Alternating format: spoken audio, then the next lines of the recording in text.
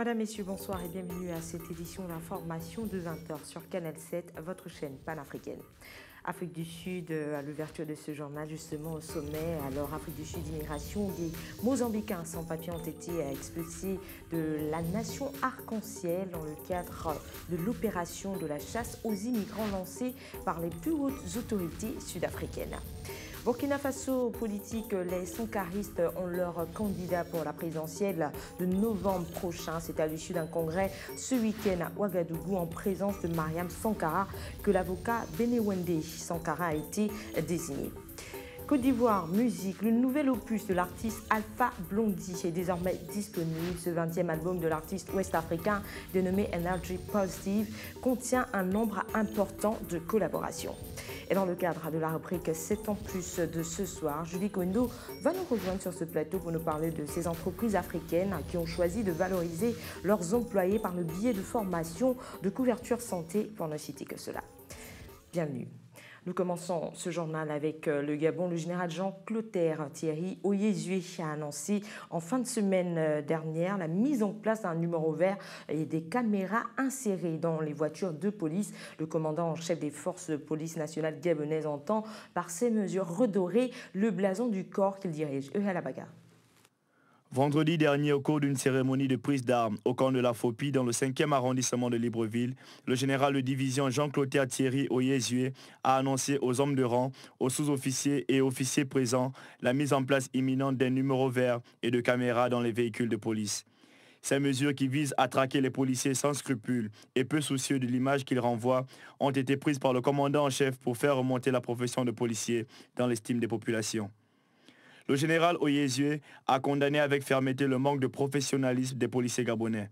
Il a tenu principalement à dénoncer un accoutrement négligeable, l'état d'ivresse de certains agents sur la voie publique et en uniforme, l'absence de courtoisie manifestée par le tutoiement immédiat des personnes appréhendées, les contrôles systématiques des voitures à usage commercial avec réclamation et encaissement d'amende sur place, la perte ou la destruction des pièces présentées par les différents usagers de la route.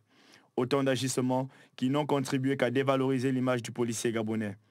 En fonction, depuis le 1er avril dernier, le général Oyezué a également décidé que le port des numéros matricules de poitrine est désormais obligatoire.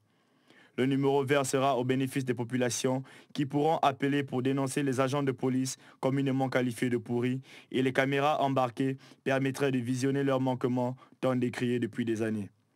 Le général Jean-Clotaire Thierry Oyezué ambitionne de mettre fin à tous ces manquements devenus ordinaires et de redorer ainsi le blason des forces de police nationales.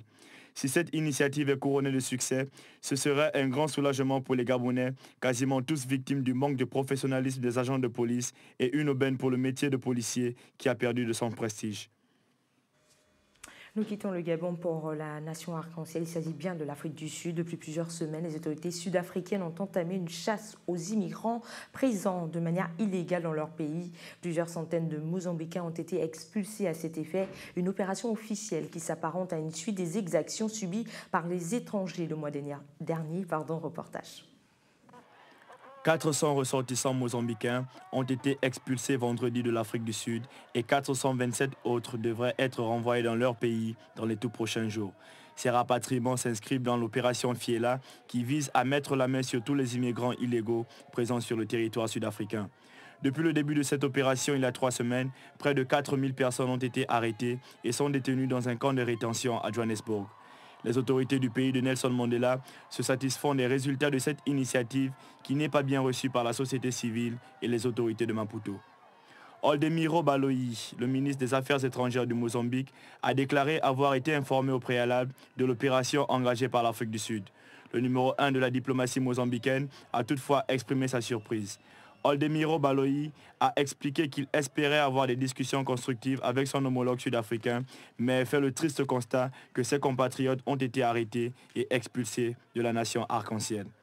Pour la grande confédération syndicale sud-africaine, l'opération Fiela est populiste, opportuniste et sans principe. Cette action qui intervient quelques semaines après les violences xénophobes dans les grandes villes de l'Afrique du Sud ne fait qu'accréditer l'idée que les Sud-Africains s'estiment envahis.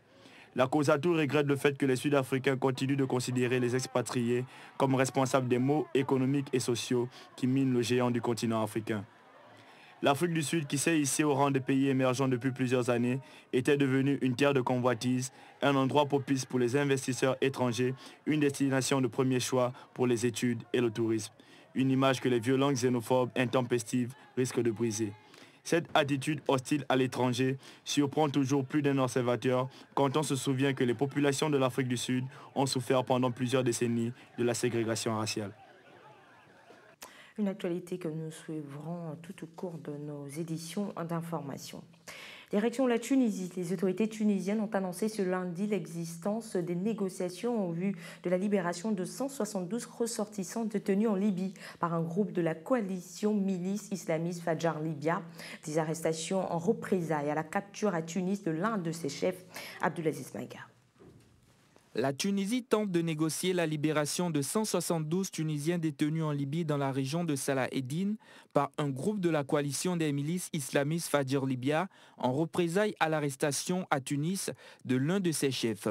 L'annonce a été rendue publique ce lundi par la diplomatie tunisienne. Lors d'une intervention dimanche soir sur une radio libyenne, le consul tunisien à Tripoli, Ibrahim Rezghi, a indiqué que ses compatriotes ont été pris en représailles suite à l'arrestation de l'un de ses leaders, Walid Klibi, à l'aéroport Tunis-Carthage. De son côté, Tourami Abdouli, le secrétaire d'État auprès du ministre des Affaires étrangères, chargé des affaires arabes et africaines, se montrant optimiste, a déclaré sur Shems FM qu'il se chargera de l'affaire et fera de son mieux pour trouver une solution sur le plan politique. D'ores et déjà, une enquête a été ouverte sur Walid El-Klibi par les autorités tunisiennes et la réponse de la justice est très attendue. Contactés, le porte-parole du parquet tunisien et le cabinet du Premier ministre Habib Essid n'ont pas souhaité s'exprimer sur le sujet. Notons que c'est la première fois que les Tunisiens sont arrêtés et entraînés en prison en Libye. Depuis la chute du régime de Kadhafi en 2011, la Libye est déchirée par la lutte entre différents groupes armés, dont les milices djihadistes. Sur le plan politique, deux gouvernements se disputent le contrôle du pays, l'un reconnu par la communauté internationale dans l'est du pays, l'autre à Tripoli, sous contrôle de Fadjar Libya. Une actualité politique brève et en images dans ce journal. À l'approche de l'élection présidentielle au Burkina Faso, les partis sankaristes ont tenu ce week-end leur congrès en présence de la marraine de l'événement, Mariam Sankara, la veuve du capitaine Thomas Sankara. À l'issue de ces travaux, l'avocat Benewende Stanislas Sankara a été désigné comme candidat unique de la mouvance à la prochaine présidentielle d'octobre 2015. C'est donc le président du Front progressiste sankariste, ce regroupement de 3 partis politiques qui portera les couleurs des sankaristes à l'élection présidentielle prévue pour novembre prochain. Santé à présent avec cette actualité brève et en images aussi. L'hypertension artérielle fait des victimes en Côte d'Ivoire. D'après les statistiques annoncées par les autorités sanitaires, la prévalence de cette maladie est estimée à 33,4% lors des journées d'information sur le mode de prévention, l'intérêt du dépistage et la prise en charge précoce de cette maladie. Le ministre ivoirien de la Santé a invité les populations à un contrôle régulier de leur tension. Durant ces journées, les conférenciers ont aussi exhorté à la pratique d'une activité physique d'intensité modérée au moins de 30 minutes pendant 5 jours par semaine pour assurer une protection de la santé. Hors du continent africain, en Colombie, des victimes des mines antipersonnelles et des soldats se sont affrontés lors d'un match de volleyball assis. Au final, l'équipe des militaires a remporté ce match, Léa Hatsam.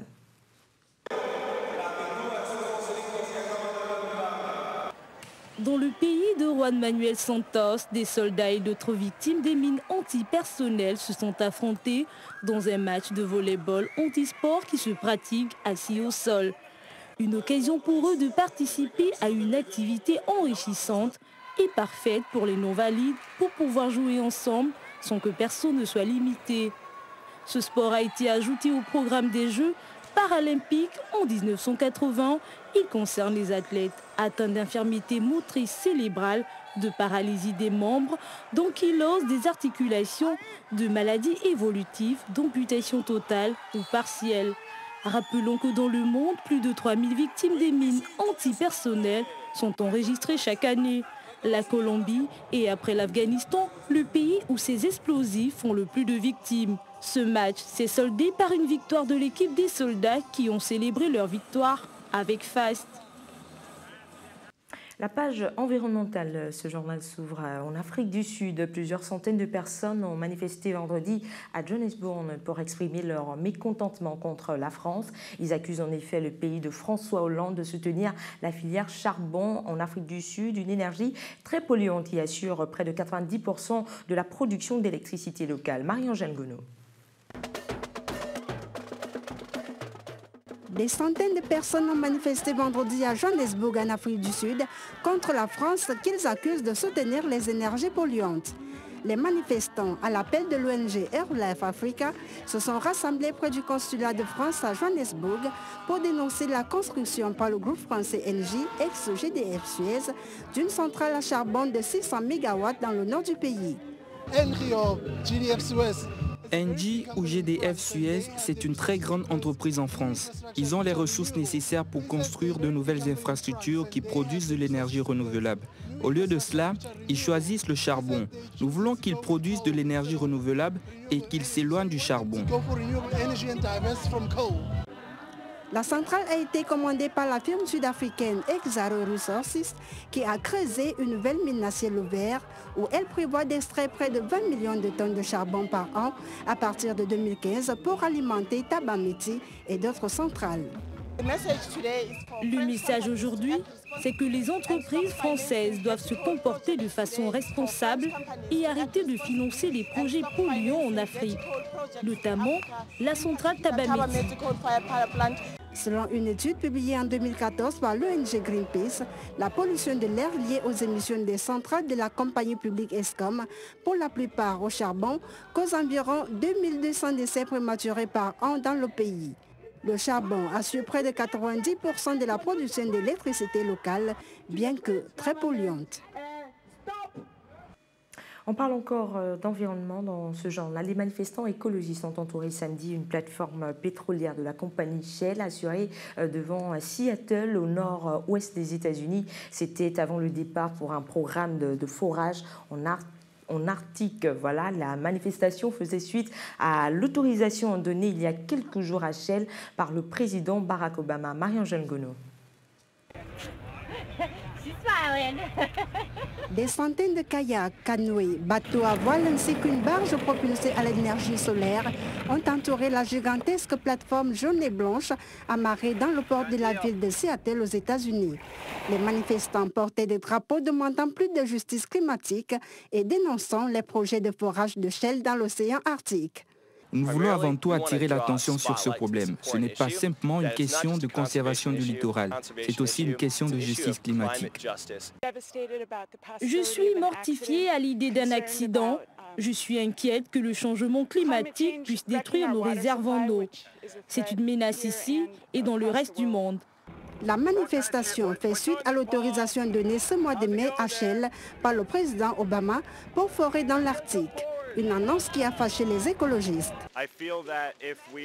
Je crois que si on veut vraiment lutter contre le changement climatique, on ne peut pas utiliser le pétrole qui est en sous-sol, ni maintenant, ni dans les 100 000 prochaines années. Ce pétrole doit rester en sous-sol. Les ONG écologistes s'opposent donc à ces forages, en partie à cause des effets dévastateurs qu'aurait une fuite de pétrole sur la faune vulnérable de l'Arctique. En 2013, Shell avait suspendu ses projets de forage dans la région suite à des problèmes récurrents sur 2 plateformes pétrolières. La page culturelle de ce journal prévu sortir à la fin du mois d'avril. Le 20e album de l'artiste ivoirien Alpha Blondy sera disponible dès ce 18 mai 2015. Positive Energy contient un nombre important de collaborations qui font de cette production un album exceptionnel. Seydou Koné, communément appelé Alpha Blondy, livre même un message d'espoir. Roland Jacou.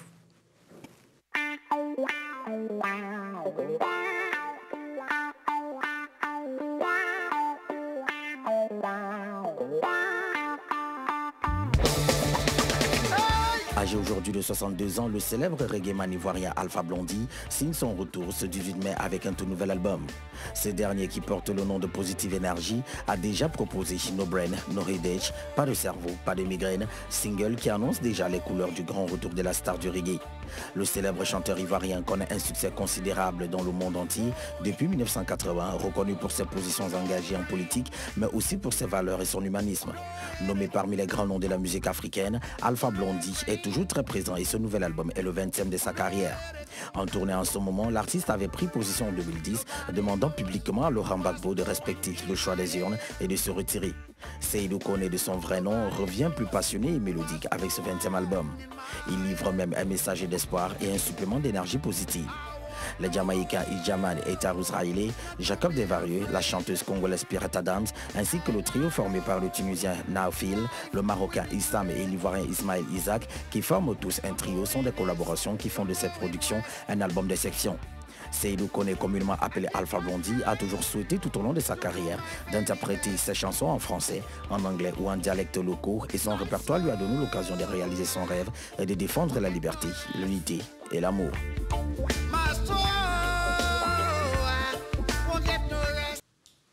Restons culture en partenariat avec l'ambassade d'Haïti en France et une autre fondation haïtienne, American Center for Art, accueille depuis le 5 mai dernier et ce jusqu'au 27 septembre l'exposition En avant Haïti, c'est en français. Voilà, l'exposition a consacré une place importante à Toto Vicente, figure emblématique symbolisant avec perfection l'âme d'Haïti. Reportage. Le samedi 16 mai dernier, dans le 11e arrondissement de Paris, où se trouve Dorothys Galerie, artistes et amis ont rendu un hommage vibrant à Toto Vicente, la grande voix d'Haïti, se succédant au micro pour faire revivre en musique des textes qu'elle a interprétés, des voix qu'elle a supportées, des souffles qu'elle a transmis à toute une génération. Figure emblématique symbolisant avec perfection l'âme d'Haïti, sa beauté, sa lutte et ses douleurs. Comédienne de théâtre, de cinéma, chanteuse, immense interprète, elle fait partie des figures artistiques les plus emblématiques de son pays, Haïti. Son œuvre, traversée par le souffle des esprits, de la révolte et de la poésie, mérite les plus glorieux hommages.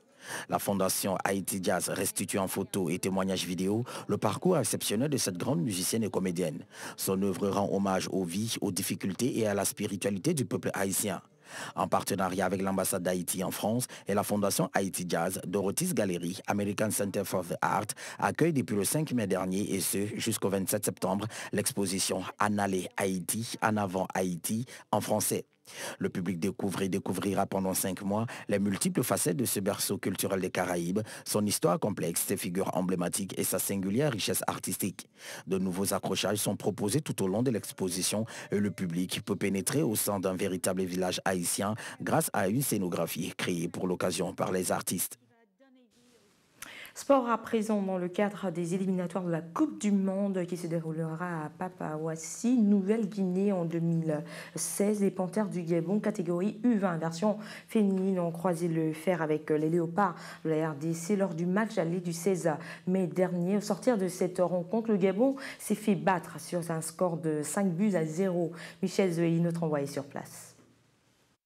Après plusieurs reports du match aller comptant pour les éliminatoires de la Coupe du Monde Papouasie 2016, Gabon-Congo, l'ultime confrontation a finalement eu lieu le 16 mai 2015 au stade Tata Raphaël de Kinshasa, bondé de monde, où les Panthères d'âme se sont inclinés face aux Léopards de la République démocratique du Congo sur un score de 5-0. Dès l'entame du match, le Gabon sera privé de son libéro Samanjes qui mettait les Léopards en difficulté suite à une blessure prématurée à la tête survenue au cours d'un choc reçu en pleine récupération d'une balle aérienne. Une sortie qui a porté préjudice à la formation car son adversaire a profité de cette absence pour pouvoir s'infiltrer dans son camp et trouver une faille. À la 11e minute, les Léopards donneront d'abord un signal fort avant d'ouvrir le score à la 13e minute par le biais de l'avant-centre Mouadi Kabongo qui mettra par la suite un doublé à la 35e minute et ce donc sur un score de 2-0 que l'arbitre renvoie les deux équipes dans les vestiaires.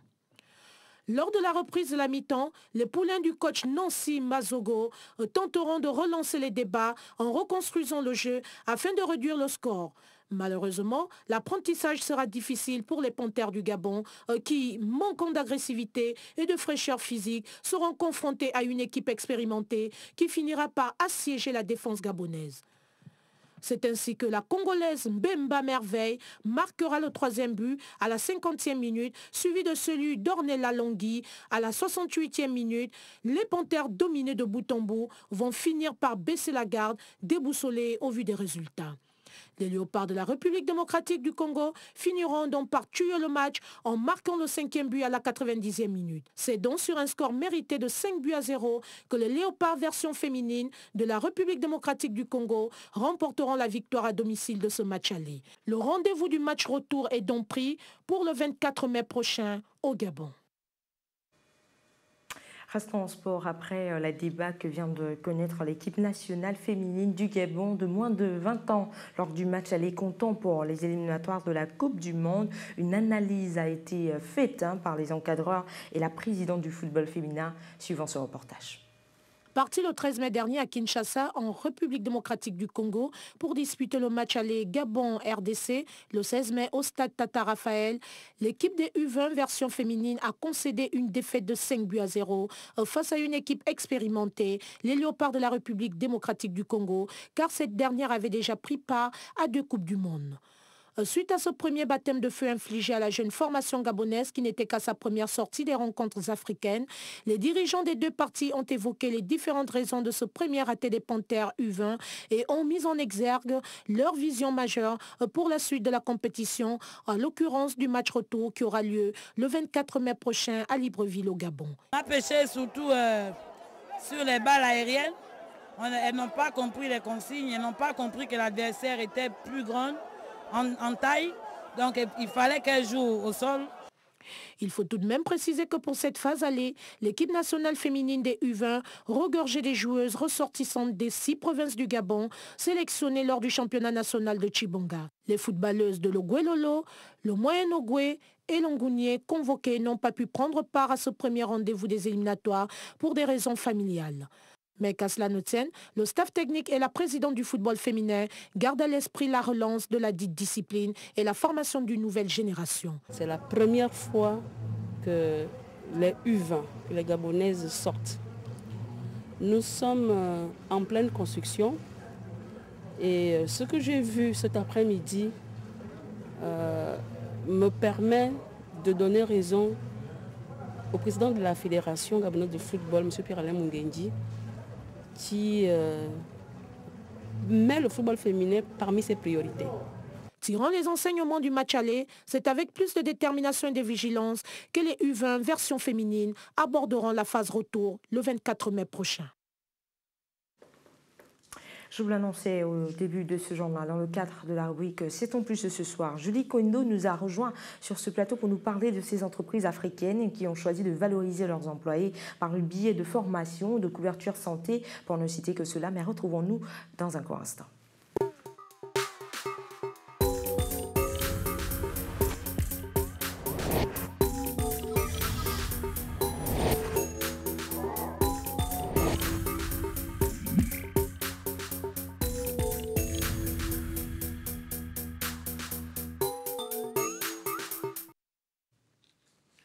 Les entreprises africaines ont enfin compris l'intérêt de bichonner leurs employés à travers les formations, la couverture santé, plan de carrière et bien d'autres. Rien n'est trop beau pour attirer ou garder un bon employé. Intéressons-nous à toutes ces stratégies dans ce reportage signé Judith Koindo. Le vent du changement souffle enfin sur les entreprises africaines qui ont enfin compris l'intérêt de bichonner leurs employés. Aujourd'hui, l'arrivée de nouveaux concurrents sur le continent, les attentes des jeunes diplômés et des cadres expérimentés recrutés au sein des diasporas tendent à bouleverser les pratiques établies. Diena Bassar, du cabinet de recrutement FedAfrica, a constaté que depuis environ 2 ans, les candidats sont plus exigeants, notamment quant aux opportunités de carrière qui s'offriront à eux une fois embauchés. Certains n'hésitent plus à demander si leur progression peut les mener jusqu'à des postes de direction. Formation, évolution de carrière, les multinationales ont joué dans ces domaines un rôle d'éclaireur, appliquant en Afrique des pratiques déjà en vigueur sur les marchés plus matures. En 2007, Orange a mis en place un programme d'échange de talents qui permet chaque année à plus d'une quinzaine de salariés de l'opérateur d'aller s'acquérir pendant 6 à 18 mois dans une autre filiale que la leur. Autre précurseur dans le domaine des RH au sud de la Méditerranée, Sogea Satom, filiale du groupe de BTP français Vinci, a développé depuis près de 10 ans des relations étroites avec les écoles techniques africaines. Aujourd'hui, l'entreprise, présente dans 20 pays du continent, revendique 60% d'Africains parmi ses cadres. Pour accompagner ces projets, les entreprises africaines et les filiales des multinationales commencent à investir de véritables postes de responsables des ressources humaines débarrassés des attributions purement administratives. Ce changement d'époque s'observe aussi dans les entreprises subsahariennes, comme en témoigne l'attention portée à la pénibilité du travail, y compris dans des milieux réputés pour leur dureté, comme l'agro-industrie. Judith Koindo, bonsoir. Bonsoir Dina. Merci d'être venue sur le plateau de ce journal de 20h. Les entreprises africaines offrent de plus en plus d'emplois, mais peuvent-elles régler la question du chômage qui prévaut actuellement sur le continent africain, quand on sait que c'est un continent qui compte un peu plus de 1 milliard d'habitants et une population active, jeune et de plus en plus importante? Dina, disons d'abord que les entreprises africaines représentent aujourd'hui le symbole du dynamisme africain. Elles sont des actrices primordiales du développement économique africain et elles attirent de plus en plus de capitaux, surtout venant de l'étranger. Ensuite, aujourd'hui, les entreprises évoluent aujourd'hui dans un environnement de plus en plus concurrentiel, changeant et complexe. La mondialisation des échanges, le rythme accéléré des innovations, disons la diversification encore des échanges sur le marché, la complexité des variables politiques et sociales et la montée des valeurs écologiques au niveau du continent africain.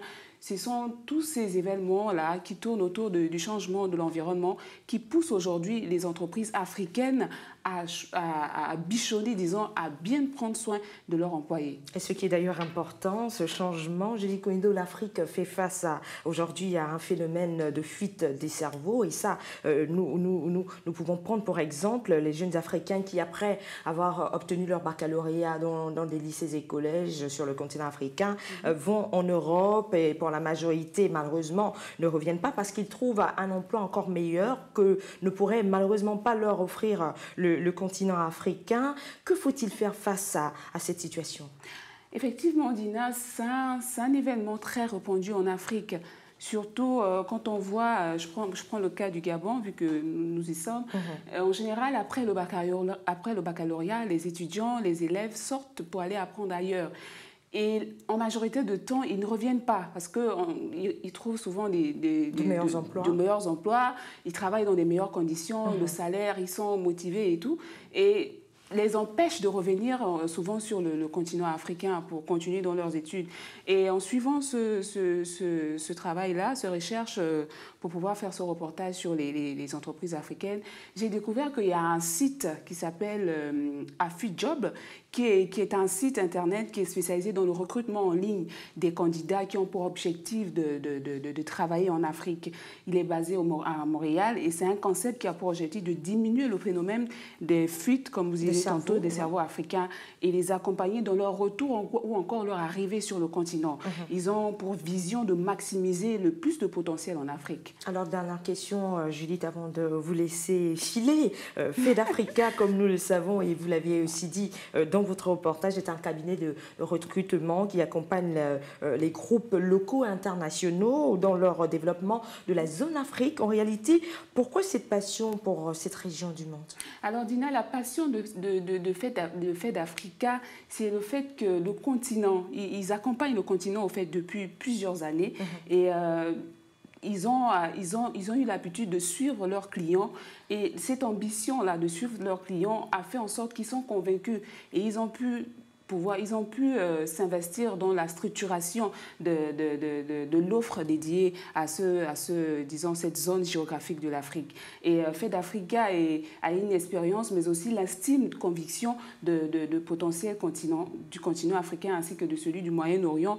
J'ai oublié de le dire tantôt, ils ne sont pas seulement spécialisés de suivre les candidats du continent africain, ils suivent aussi les candidats du continent dans le Moyen-Orient.